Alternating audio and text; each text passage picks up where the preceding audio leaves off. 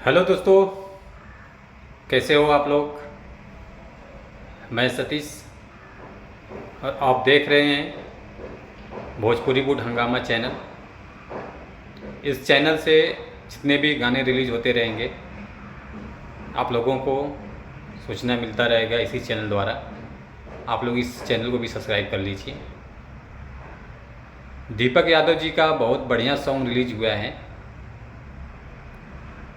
और ये duet song है सोनम सिन्हा जी के साथ में। आप लोग ज़रूर देखिएगा गाने को, और गाना पसंद आए तो आप लोग गाने को भी शेयर कीजिए। बहुत बढ़िया सॉन्ग है, बहुत बढ़िया वीडियो भी है। जिस चैनल से रिलीज हुआ है उस चैनल का नाम है भोजपुरी म्यूजिक। आप लोग यूट्यूब पर सर्च कीजिए गाना को, आपको गाना भी दिख जाएगा और आप लोग को चैनल भी दिखेगा। आप लोग चैनल को भी सपोर्ट कीजिए, बहुत बढ़िया सॉन्ग आता रहता है इस चैनल पे।